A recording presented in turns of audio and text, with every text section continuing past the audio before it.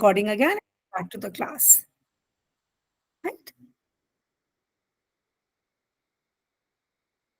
So I hope my presentation is again visible. Uh, Sorry for the glitch when we are connecting from across the world. This sometimes does happen. And is my presentation lost? Clicking on the presentation again for sharing.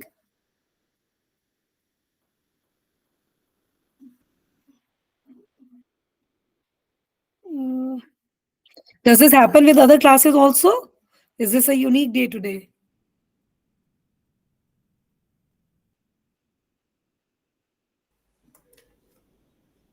So this is a very interesting subject. Like we're talking about different views. So everybody has a different view, and media ethics is something which will not have one simple right or wrong. So deontology is a concept that says that it writes. I'm audible, right? Get back to the class. Yes, yes, yes. Thank you. Thank you for all the patience. Thank you for staying put. So we'll go back to the slide that we were on. Are these slides helpful? Should we just switch on the camera and do it in a discussion manner? Or do you want to look at the slides alongside? What is a better approach? I think you can continue the slides. Good enough. Good enough. Because I'm really apprehensive that in English we have different accents. I don't know how much of what I'm saying is actually going through. These communication barriers are there. Right? So this concept, which is of utilitarianism, is an extension of consequentialism, where they say that the impetus of deciding whether a practice is right or wrong should lie on the individual himself or herself, rather than a law governing you, rather than somebody telling you with a stick that please do this and don't do this or else you will be put to the jail or fined. It should be you who should be deciding. But as we just saw in our class also, four of us had different views. Somebody thinks, okay, this is right. Somebody thinks, no, this is not right. So when you leave it on the individuals to decide, there will be an anarchy. We will all have our different views because we are different individuals with different knowledge, different cultures. So therefore, it is sometimes very, very necessary to actually put things on paper by saying, okay, these are uniform rules that govern everyone. So Mahatma Gandhi, who is, you would know, you would be familiar with Gandhi. He's the father of nation for India, and he is a philosopher whose concepts we do follow till date in our governance. So Mahatma Gandhi's concept, which was Sarvodaya. Sarvodaya is a Hindi word which translates into serve is self, and Daya is the way I serve the people. So when I keep the concept of self-service, as in self, and I'm devoting myself to the service of the society, then I would be doing all the right things. But even Gandhi stressed that Sarvodaya is not a utilitarian concept because he actually felt that the objective of satisfying as many people is sufficiently not an ethical model. You know, he says if this concept says if I am serving the larger interests of the society, then I'm right. But Gandhi said in this concept, minorities get neglected. Why should something be decided as right by serving a larger society? What happens to the minority? What happens to the few people whose right is not being served? So even this concept was debated by Gandhi himself. Does this make sense? Yes. So if I say in the larger interest of the society, then you would say, but what about the smaller interest of the society? Do these people not have the right of being served properly? Is it not good for them? For example, all this debate about the LGBTQAI plus community, the debate about whether they should be given legal right towards marriage and partnership.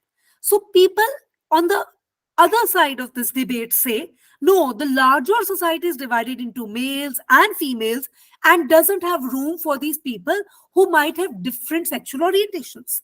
And therefore, the laws should be only in favor of the larger society. But the activists actually say, okay, these people might not have the inclinations like the majority of people, but even they are humans. Their inclinations are also natural. So why should they not be given different rights? Now, these debates have been going on in different countries. only because of this concept that there is no one exact right or wrong. There is no one exact ethical or unethical practice. Right? So when we talk of this concept again has it's this concept of deontology, which says it is for you to decide who am I? What is my right or wrong? Does my right or wrong match with your right or wrong? Or does my right or wrong match with the larger societal rights and wrongs which have been given over the ages and over the centuries? Now, sometimes the elders in our society say, oh, because it is there since centuries, it is supposed to be right. But the youngsters would say, no, we can challenge the century old wisdoms and we can put in new concepts. So both of them are right. Now, both of them are ethical or unethical. This again remains to be debated. So this is a very interesting concept, as I said, because it has different views. Now, do you understand these concepts of utilitarianism and ontology? Can I move further?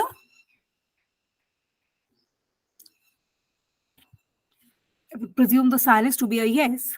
So now why do we need media ethics? We need media ethics because there are different media of mass communication like print, radio, television, cinema. Now the internet is also coming up. Now they reach out to a large number of people. Now these large number of people are often from different sections of society. They have different cultural orientations, right? The functions of mass media are sourcing, reporting, and disseminating the news. But wow, how are you sourcing it? How are you distributing it? Right? All this remains to be seen. So the media revolves around the society. The right and wrong in media also keep changing as the societal norms keep changing. Therefore, we need ethics for media like we need ethics for society. Like there are ethics for you and me as citizens, there have to be ethics for you and me as media professionals and practitioners. Because is it justified to put a camera and have a sting operation? Is it justified to put very, very gory images of accident victims? Or is it justified to name a rape victim? Is it justified or not justified to run a parallel media trial?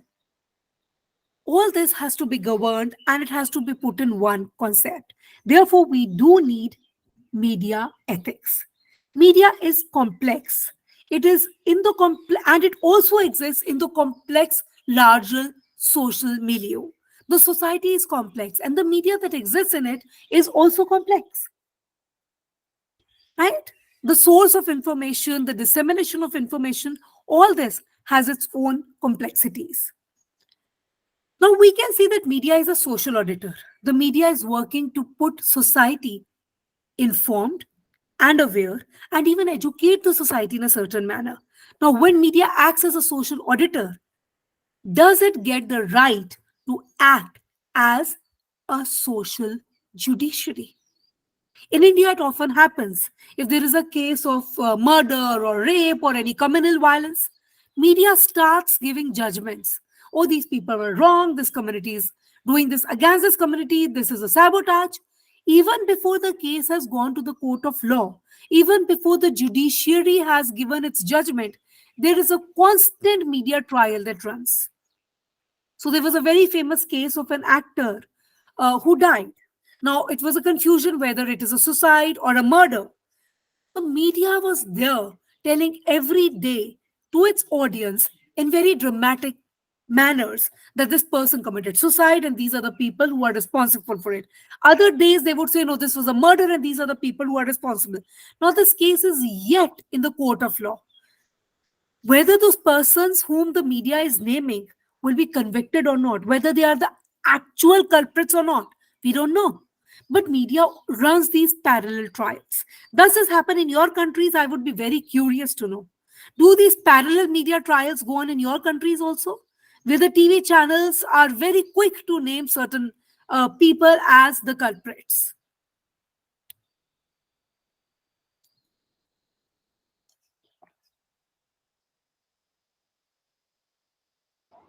And I think it happens everywhere. But Is it? And I thought that because India has a lot of private media channels, so we have one government media channels, but we have a lot of private channels. and it becomes very difficult to actually put them under regulation. So they get a free hand to do this. But there are many countries in the world where the media is very, very strictly controlled and they don't get to do this often or maybe with this frequency. So when media is playing a role of a social auditor, it becomes all the more important to know what the ethics are. So this unit, we are just discussing what the ethics are and why do we need them. So media form and its freedom. Mass media has actually come a long way since we invented the printing press. The origin of the word journalism is from a Latin word you all would know, which means daily and signifying the current issues. But journalism has over the ages, it has been transformed into far more complex series of endeavors, especially in today's age where we have 24-hour news channels, we have 24-hour, we have online media which is giving you real time feeds, which is giving you judgments. We have people who are trolling, people who are writing. So this actually is very, very important in today's age. Now there has been an authoritarian model which still runs in many of the countries. Some countries have democracy, some countries still have authoritarian rulers ruling them. So these were where you actually very strictly say that okay, this is not allowed in the media, and if anybody publishes a news against the ruler or the ruling party or the government, they are penalized. There are, on other hands, libertarian models where there is these exist in democratic countries, a country like India, where there are many channels and they're free to publish things only governed by certain set regulations and some laws of the country. So in our constitution, there is no separate section on media laws, but there are general laws which also govern the media. And then there is a concept of self-regulation, which says, why should a ruler or a government or a constitution govern you? You are grown up enough, you are educated enough, you are writing for the society, you should self-regulate. You should know on your own that these are the things which are dangerous for certain individuals and for the society at large, and you should refrain from them. Right?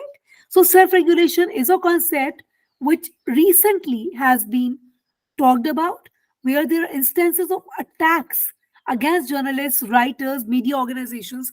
So it very often in India, one of the journalists uh, was killed because she wrote something which was against certain followers of a particular religion. Now, this journalist felt she was writing right, but in her self regulation, many people thought, oh, she was not doing the right thing. So, there are these different approaches to ethics. So, do you actually know that these two different models are there, authoritarian and libertarian? Do you understand the different political gamuts in which these models would exist for media professionals? So there are countries with media military rules. There are countries with uh, traditional monarchs ruling them. They would have authoritarian models, and the libertarian model would actually be working in democratic countries. Is it making sense till now, friends? Yes. Now, when we talk of self-regulation, we say, okay, media should be doing all the right things. There is something big. There is something called market pressures, something that Chomsky had written in his book. He said that nothing comes for free. You in India, we get a newspaper for 2 rupees, whereas the publishing cost might just be 100 rupees. It is coming through advertisers. The advertisers are putting in money in your media, in all these news channels and everywhere. So there are market pressures. There are market pressures from the government. The pressures to earn. The pressures to actually be, thrown out of the market.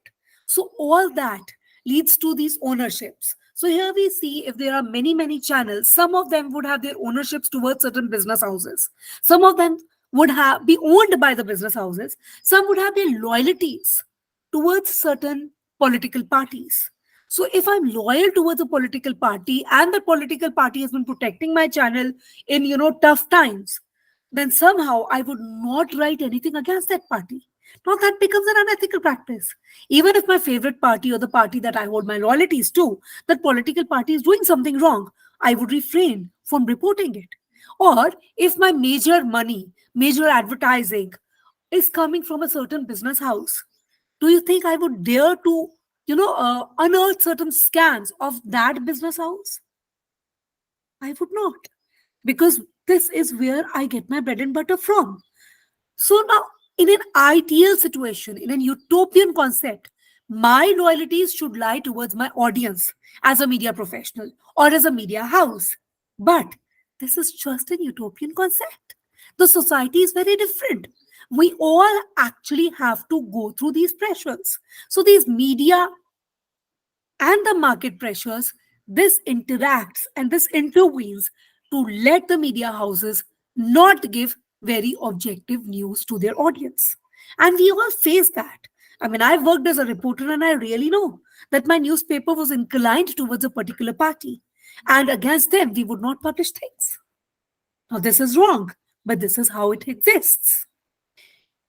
Some of the breaches in India, I'll just give you one or two examples, and then I would like you to give examples from your country if there are any breaches where media uh, breaches these ethics. Like I told you, one of our actors, the name was Sushant Singh Rajput.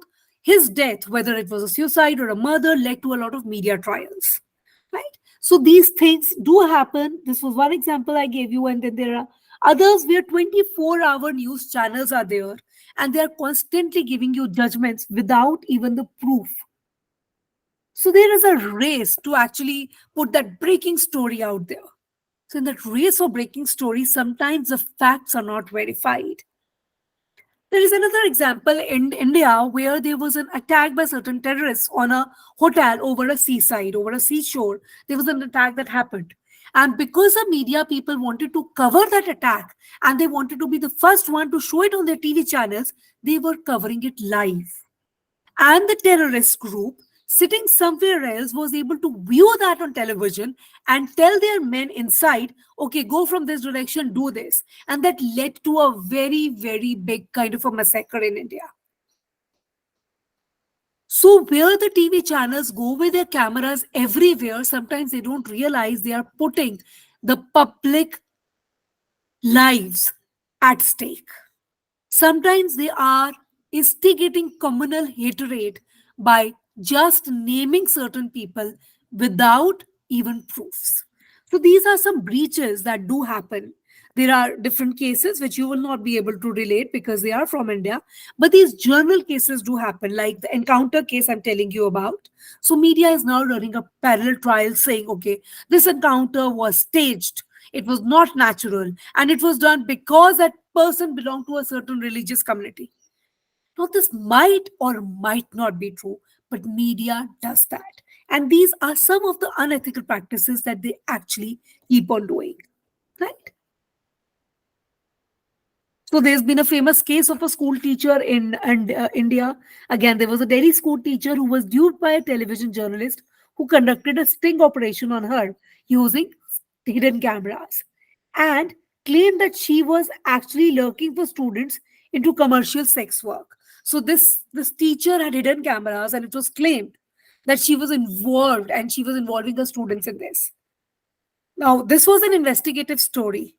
But was this right or wrong? Was this intrusion into a privacy of a person or not? This remains to be debated, and these are all the things that we go through. So in India, there have also been children who have been falling in bore wells, and media people just go with their cameras there, covering it live, rather than trying to get the child out of a bore well. So sometimes the news is more important for media professionals than the lives of the subjects.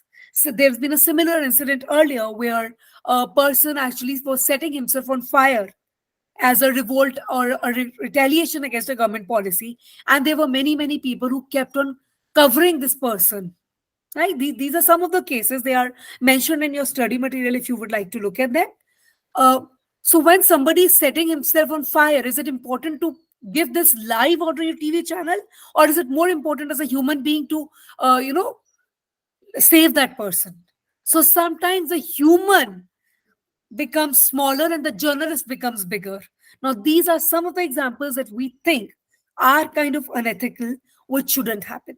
So, to sum up this unit, I would just say that ethics are important, self regulation is important, but because Different people would have different views based on their own personal moral grounds and their cultural upbringing. Therefore, it becomes important to have laws to govern a full nation and sometimes international laws to govern everybody globally according to one policy and not leaving it to human beings to decide whether they would want to do things or not. Because human beings might fall under market pressures, they might fall on the pressures of making a name for themselves, they might fall in the race of breaking news, and the human values might become smaller. So, therefore, it is important to put laws along with ethics in our lives. Right? These are some of the answers to the questions that would be there. So, friends, did this make sense? We've covered one unit of this course.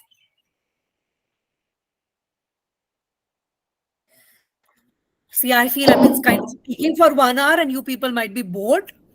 There is no intention of boring you guys. How many of us are here? Are there We any are still inputs? here. We are still here. Come again, please. Yeah, I'm we're saying still we around. are still here. We are still around. Yes, thank you. 7 of us are here. The usual class strength I was told is 15. Yes, madam. Yes, please. Thank you so much for the lesson or the lecture. But still more, the question would be, Yes, where do we draw the line? exactly. Where do we draw the line? And who decides the Yes, line? yes. Yes, I like that one. Who decides the line? Um, the media has to be responsible. Yes, Okay, much as we are saying that the media has to totally be agree. guided by the ethics and what have you, what we're talking about here, but we also have this other side of the arm to say the media has to be responsible. The media has to indeed highlight the social ills happening in our society. All right. Very So true. let's say, for instance, if as you are putting it, to say there was this gangster who was maybe in court doing what all sorts of things, we shouldn't, or the media shouldn't label him as such up until the court maybe decides otherwise. But still more, um, where is the responsibility of the media in this case? Why is there? Oh, sorry, come Where again. would be where would be the responsibility of the media in this whole issue of say, for the example that you gave of a gangster And this in issue is current, so I can just give you that example of what is happening, right? yes. So now some of the media channels are saying that police is wrong. How could police just encounter or kill someone without putting him to a judicial trial? Who is police to decide whether to convict him or kill him? Right? Some people are saying no, the police is not saying that they killed him. Police is saying that he was trying to escape and trying to stop him, we accidentally kind of killed him, right? Because he was trying to escape, we were trying to stop him through a bullet, we fired on his leg, it went somewhere, and he got killed. Now, the media is running a trial on the police here, not on the gangster. The media is saying police was unethical in killing someone. The media is saying the police is lying. They are actually saying that the police is not telling us the truth. They wanted to kill the person, but they are telling us a lie that he was trying to run and escape, and therefore accidentally we killed him. No, media here is running a trial. This case should go to the court of law. And the court should question the police. The police should be given a chance to give their evidence.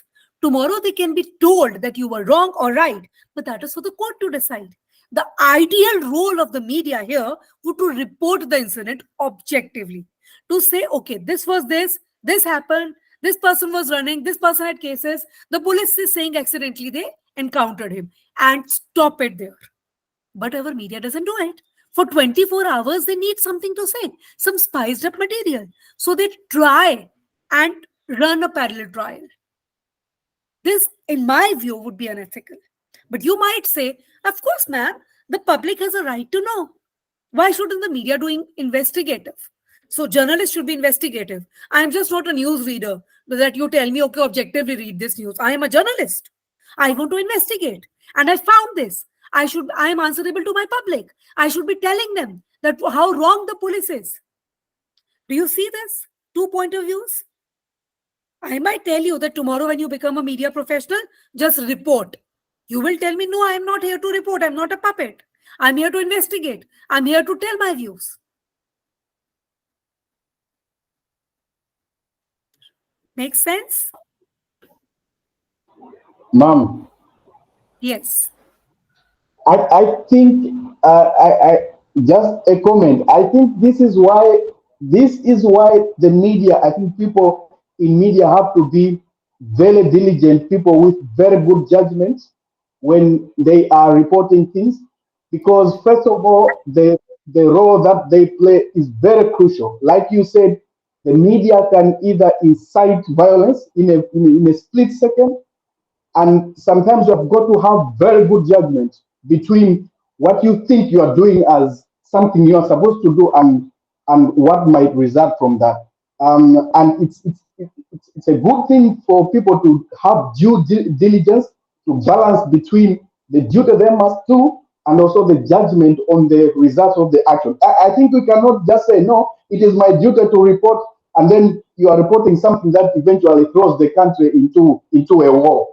I think that would be irresponsible as well. So good judgment, I would believe, is also important. You mentioned it somewhere that I think people need to. The media people are intelligent people. They must be able to make good judgments. Very true. Very true. And thank you for giving that view. Now, I have a question on that view again. This very good judgment, whose judgment is good? Whose right is actually right? Your right might be different from my right, right? You are saying the media should do this. They should not instigate violence. Very right. I might believe, oh, why not? I mean, I'm not instigating violence. The violence was already there. I'm just reporting it. So you would say, no, you report it responsibly. If you're naming a particular community and you feel that it might hurt some communal sentiments, don't report it. So you are saying that somebody should even exercise judgment. What do I need to report? And what do I need to sometimes even hide from my public in larger interest of the society, right? So Yeah, this larger ma'am, interest of the society is utilitarianism. ma'am. I think there is a very important ethical principle that says, something that is considered. What would we consider something that is good in terms of judgment? They say the only that which, when it is done, it is going to be considered good, universal, as universal good. So I think there But is. there is no concept like universal good. Every individual has their own sense of good and bad. No, no, no, Have no. you? There is. I will give you. There is. There is. I think there is. There is. It was that Emmanuel Kant. There is a philosopher who has got this tenets that there are things that we would universally take as good. Take for example kindness. Kindness is a universal good. I don't think there's going to be someone who would say I hate kindness. So these are things that would be accepted as universal things. There are some things that are universal, we know, Right. and there Right. are some things that are personal, yes. So So I think, kindness, helpfulness, yes, smiling to someone are good things. And yes, therefore, yes, they are very right. And therefore, there is this concept of self-regulation, that you are prudent enough to know where I need to regulate myself in these larger, universal, moral, and ethical principles. Right? yeah, of course. So, very, very right. And thank you, really thank you for bringing this up, because, of course, there is a concept of self regulation. Therefore, this subject that we are studying is called media ethics and laws. So, ethics is where your this thing comes into being. The argument that you are giving, this obviously comes into being because ethically, we need to know things, where and what I need to decide. So, where do I need to stop, and till what limit do I need to go in for public good, right? But because we have different ethical standards, I might not be a very ethical person, even if there are common, kindness is a universal thing, but not everybody is universally kind. I might not be a kind person. You might be a very kind person. So I might not want to do this the way that is right. And there comes law. The law has to tell me, we don't care whether you want to do it or not, we want you to do it this way.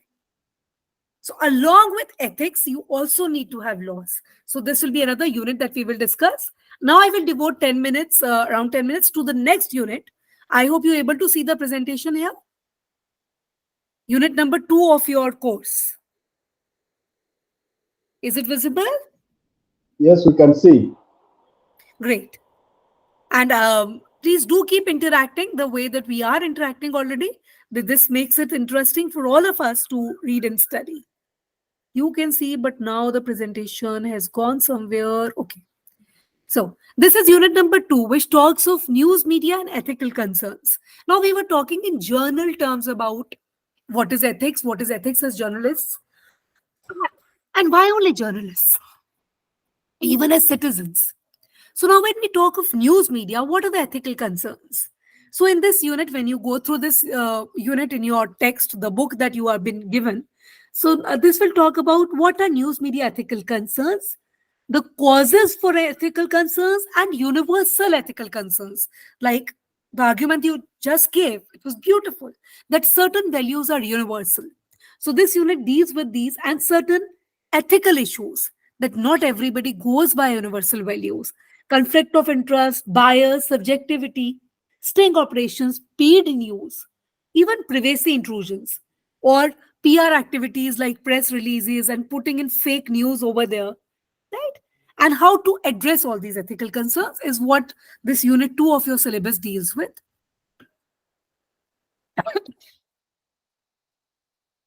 So, friends, in this previous unit, we were just acquainted with the concept or the term called ethics, and we kind of dealt with why is it vital and important for us. Here, we shall discuss the thing forward, that how do we deal with certain ethical concerns that our nation's mass media in general and news media in particular should actually essentially be sensitive to. As media professionals, or as news professionals, what should be our sensitive areas? So, here we will discuss some professional inputs and guidelines about news media's role in reflecting these values for our national aspirations, right? So, in national integrity, national unity, how do we keep them good here? I'll just have a glass of water, just a second. What are news media's ethical concerns? This is a slide, you can just read it for, I'll be back in a minute.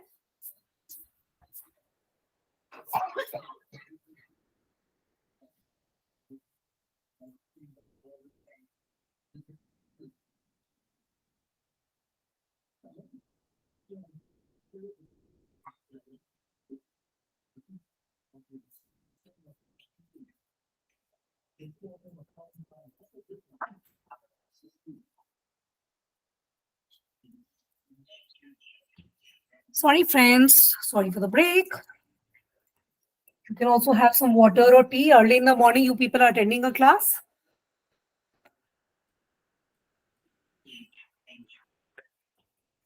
What is the time in your place? Are we from different time zones, or all of you are the same time zone?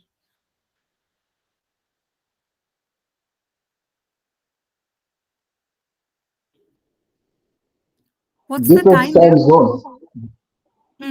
Okay. So is it early In morning for some? In Malawi, it's 12:48. 12:48. So what? 12:48. That's 12 minutes to 1. So it's evening, 4:48. 12:48. 4:48. No, 1 to 12. 1 2 12. 2:48. Oh, so it's afternoon. Yeah, afternoon. Okay, it's evening for me also. At my place, it is 4:15. So it's like kind of 2 hours. For some people, it's early in the morning, right? We are so glad, you're making time to, attend and kind of do these courses from India. We're very glad on that. So on that note, I'll come back to the subject. How is the experience? Are you people enjoying it? Because there have been many classes that have already happened. I think I'm the last one to take a class. I think this is a very good topic. ethics is always a very good topic. Yes, ethics is a good topic, yes, and it's at the same time a very tricky topic. It's because Yes. there are Not different always views good. on it. Not always good. Yes, yes, yes. You're not always good, but controversial. Controversial, tricky. Yeah. Yes. Okay. So, what are news media's ethical concerns? So, by dictionary meaning, we know what is ethics. I will not go into that. You can read that here. But what are the causes of ethical concerns for news media? Why do we have to talk about this as journalists? Right? In our profession, what is the need of this? What does the term ethical mean for you and me as media professionals, as journalists? So there are universal ethical concerns. Some of them are like global reinterpretation of existing journalistic principles and standards, like objectivity, balance, independence. Like a news should be independent of your own personal biases. You should report objectively. Construction of new norms. What are the best practices? And I would actually say, ethics is more interesting because no ethics remains same over the ages. What was ethical 2 decades back has changed. What is not ethical today might become ethical 2 decades later. So with the fluidity in the society, with the fluidity in the cultures, like we spoke of sexual orientations, we spoke of open relationships are there. Similarly in media, there are different things. There was no new media that existed earlier. So there were no needs of new media ethics, of online concerns. You and me couldn't have this class 10 years back. You are sitting in one corner of the world, I'm sitting in another corner. So not today when we are having this class over the digital media, we will have to define ethics of digital media, right?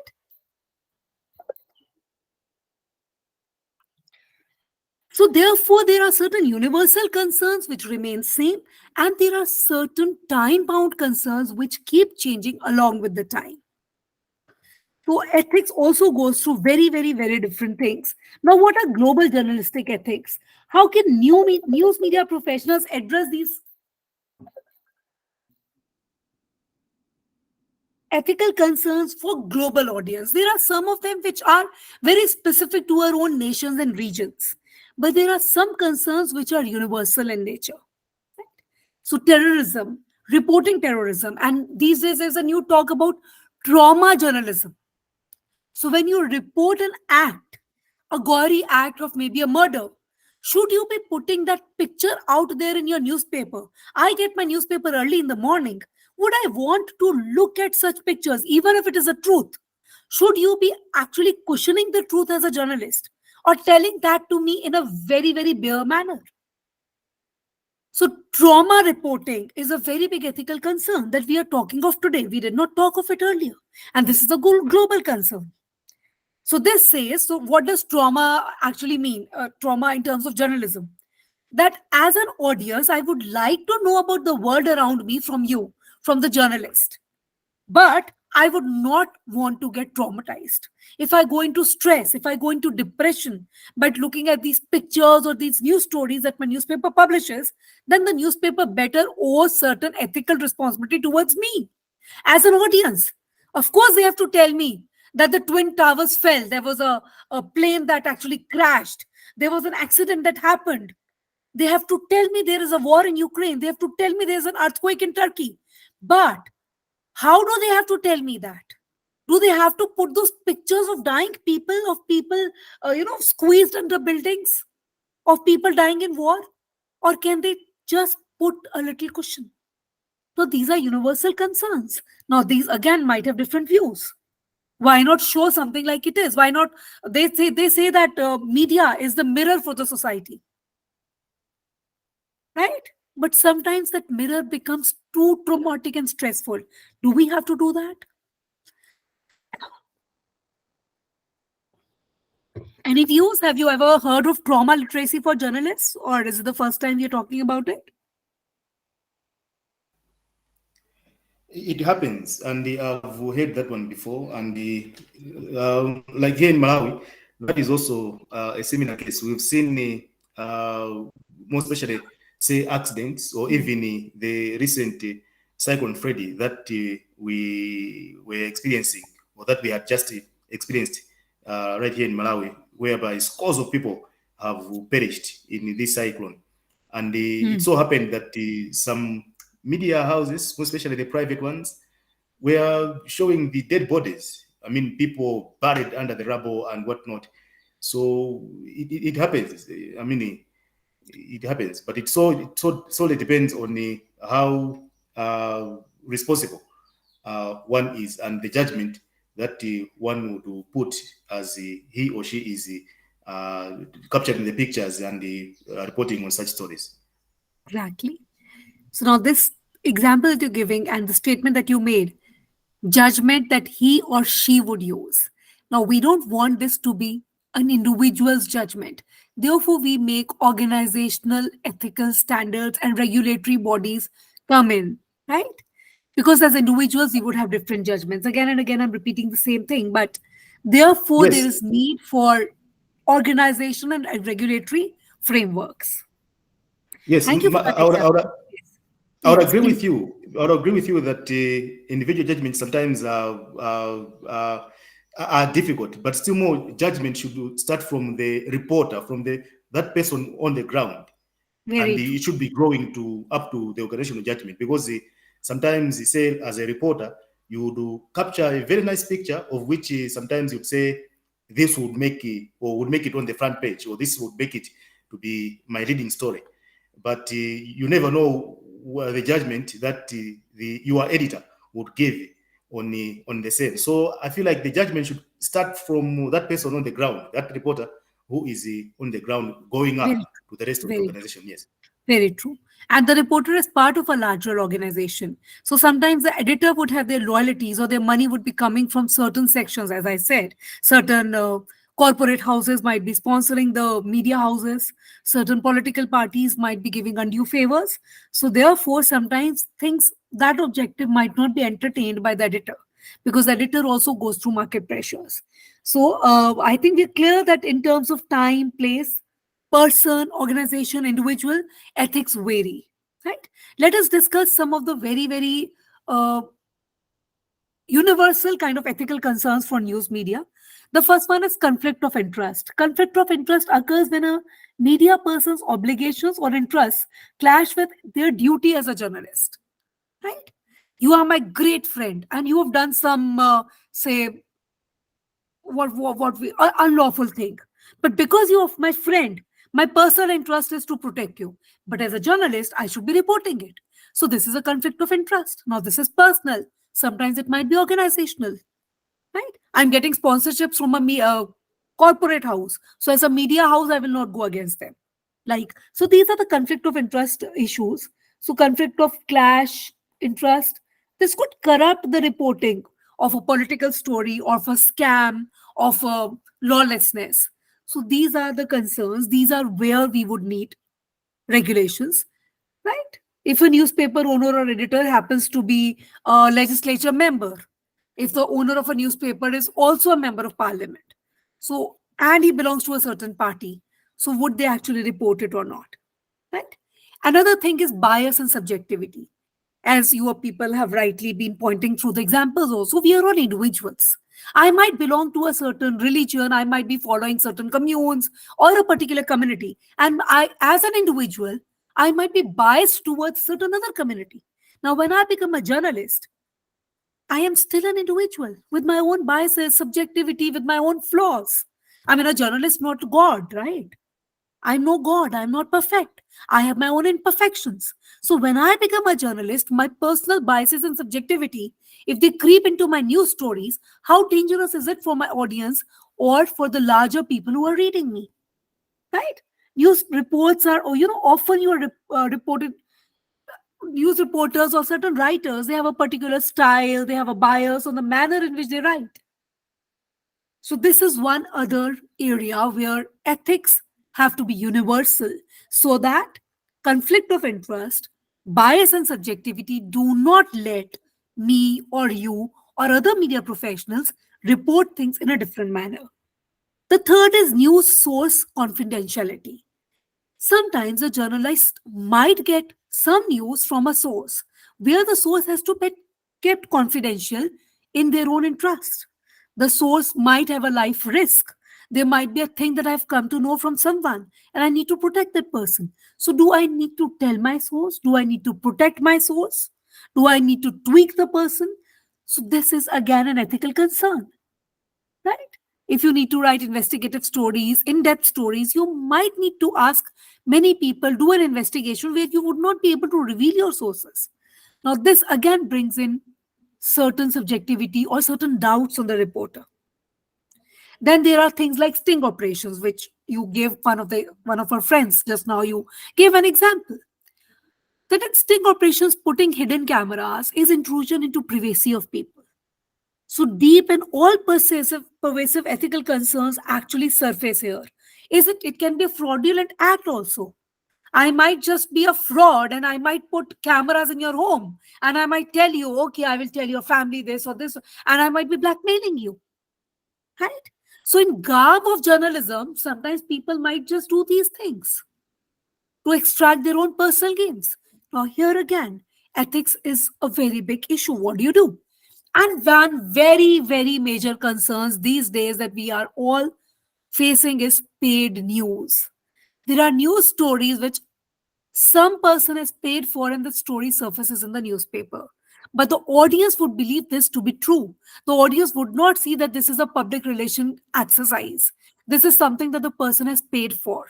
So there is a term called advertorials, which is a combination of advertisement plus editorial, where this is in fact an advertisement or a PR activity or an advocacy campaign or a lobbying act, but it appears as a news in a newspaper.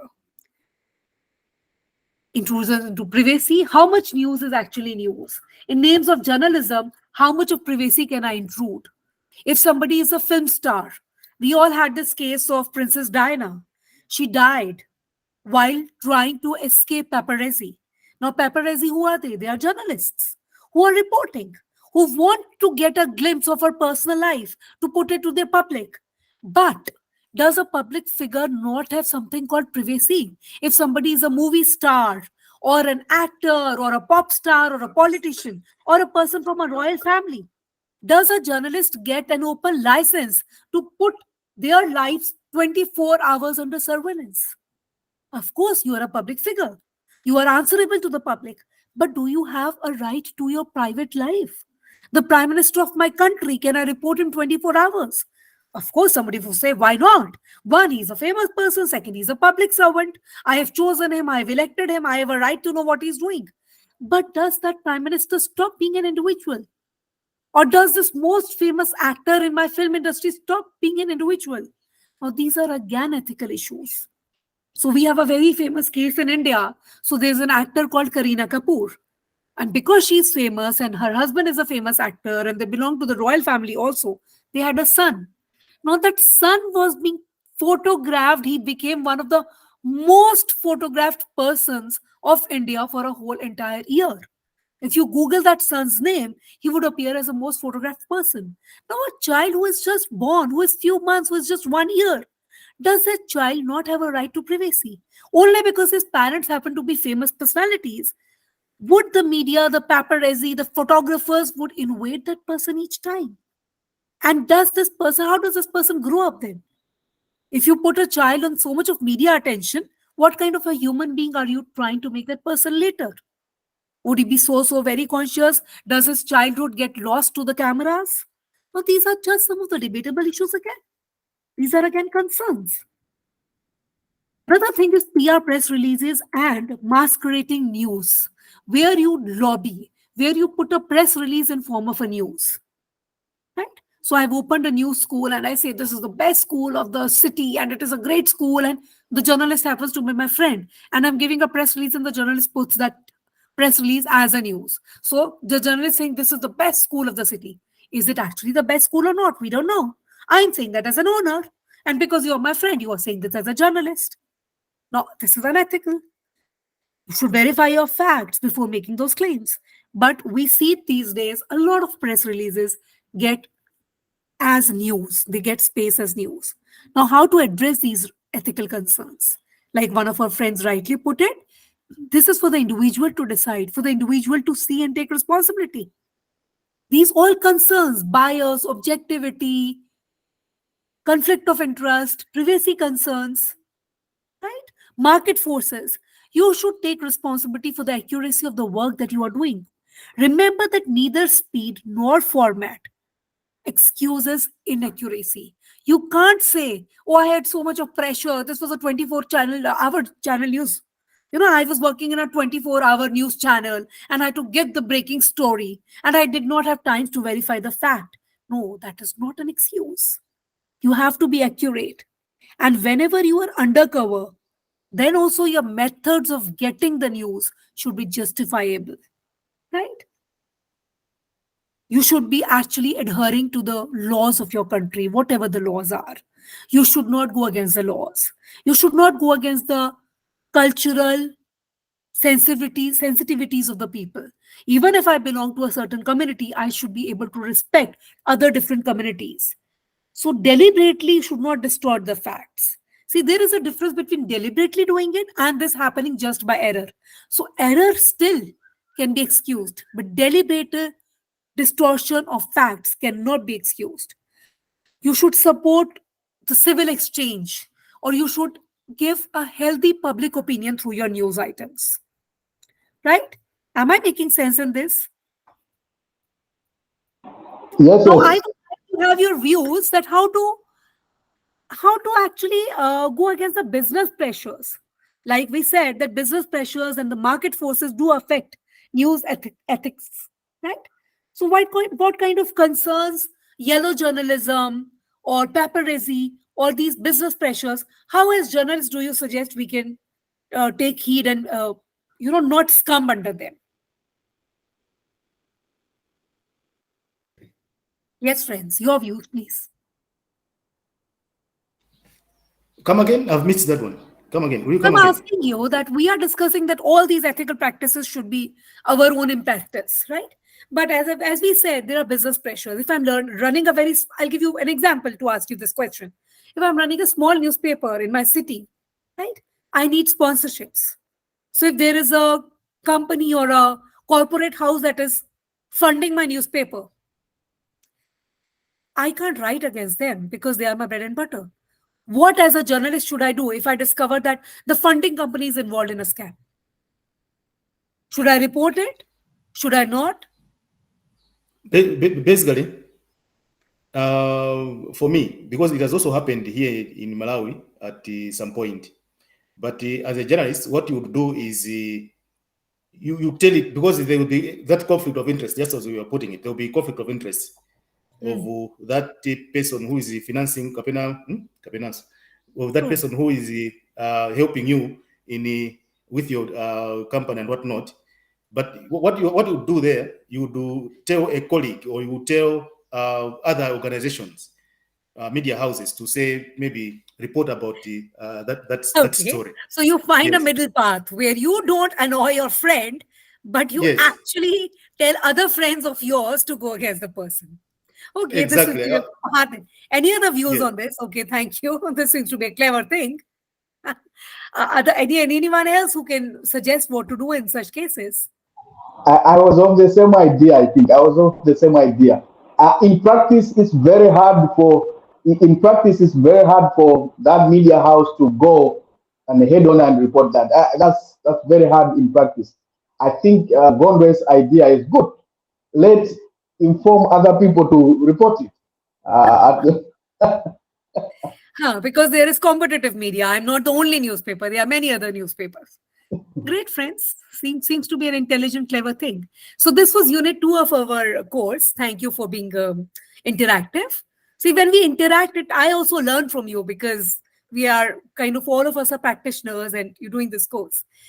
So this was unit 2. So in the first unit, we did discuss what are ethics. In this unit, we saw ethics with a particular nature of news media, right? Now we shall go to our third unit and I will share that unit now with you.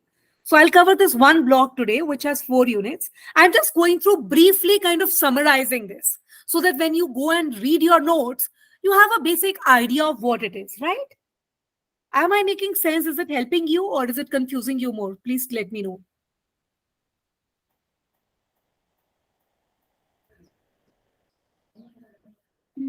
Sharing, not visible.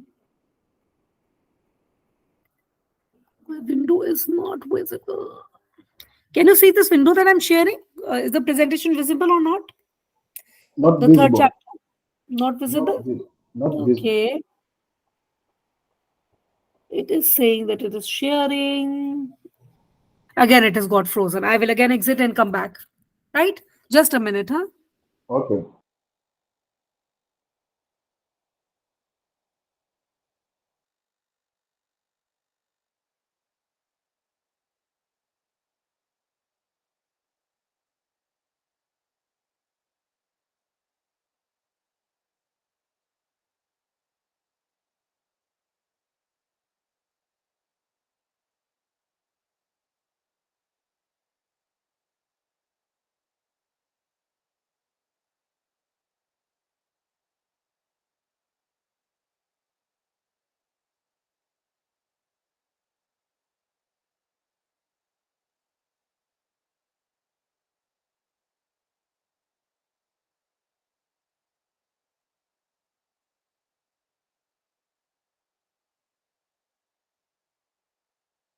Back and I shall again share this one. So we are on unit 3 now. Okay. Where is the unit 3 window gone? Okay. So this is the presentation.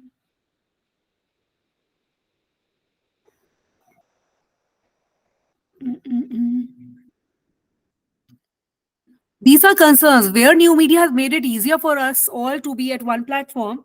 It also has certain problems just in between, right? Okay.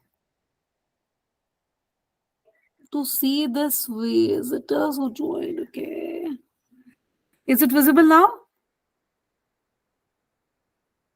No, No, still no? Oh, God. I think you joined on previously. You joined on two devices.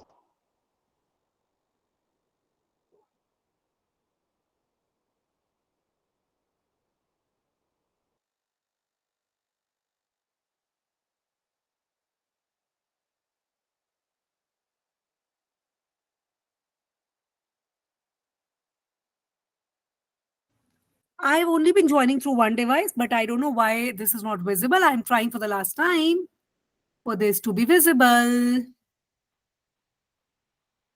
Or else we will still do it without the presentation. But no, I have made a presentation and I think that would be a good learning cue.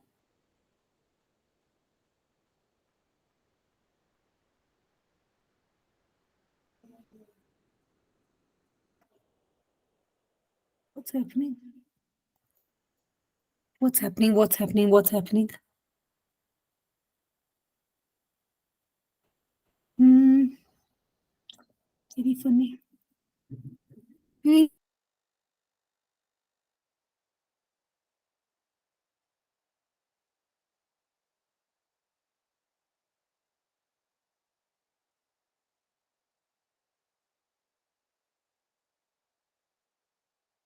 to do this. Isn't now?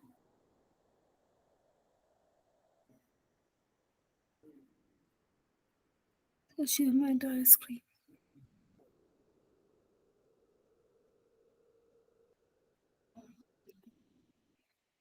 This was happening.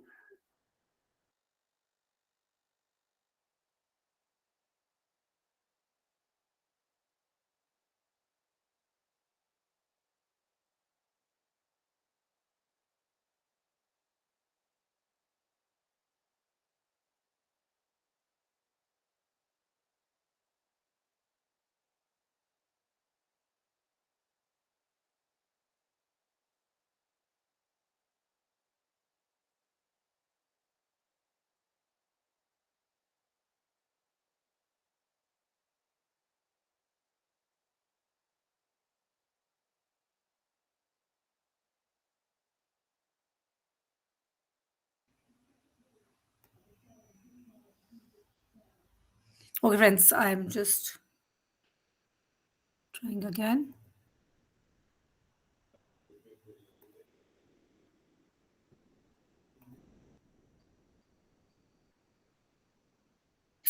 Okay,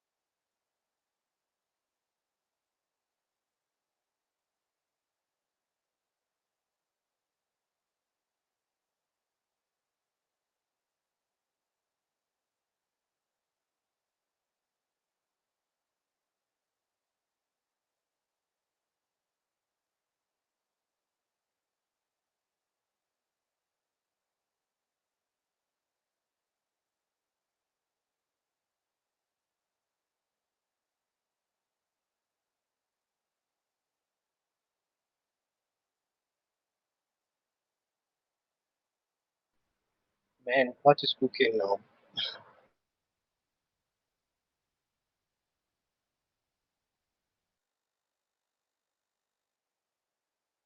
She said she would rejoin, so I don't know.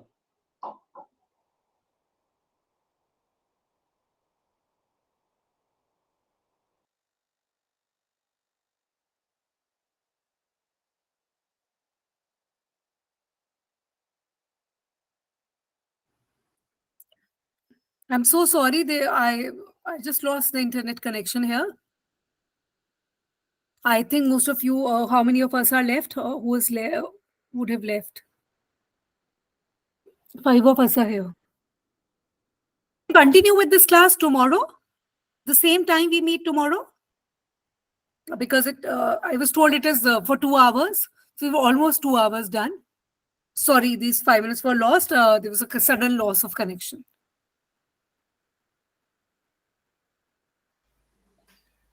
I think that would be in order because as for me, I'm also running out of power because we don't have electricity in this Good part enough, of. good enough. Yes, Anyways, yes, this yes. class was supposed to end in another 5 minutes. So I'm sorry, the internet just suddenly went. I mean, that rarely happens. I think it happened for the first time. So we'll connect at the same time, exactly the same time tomorrow again, and hope it's really Yes, enjoyable yes. meeting all of you. So we've covered 2 units. My target was to cover 4 units, as in one block. I have a request to all of you who are here. Just kindly go through your study material that has been sent to you. Just browse through it so that tomorrow when we come, we are we know that what is the material, what are we discussing. So we've covered 2 units today, and tomorrow we will finish this block as in 2 units, and we will do another block tomorrow. So as in 6 units tomorrow, we'll just go through them tomorrow. And I really enjoyed the interaction and the examples and whatever you people gave me. Sorry for this internet fiasco. Tomorrow we again meet at the same time, right? Okay, okay, okay. All right, thanks. Thank you so much. I hope you people also enjoyed the whole interaction. Any feedbacks, Very. you are most welcome to give me. I'll improve because we are here we'll be interacting a lot more. So I'm Dr. Padmini Jain. Thank you so much. Signing off. Thank you for your time, friends. Tomorrow. And be ready with all your examples. It is good to learn from you of your parts of the world. I would love to know you better tomorrow. We meet tomorrow with the pending block and second block number 2 tomorrow. Again, if you can go through the study material, it would be really nice. Bye, friends. Thank you. Good day to all of you. Same to you, same to you. Bye.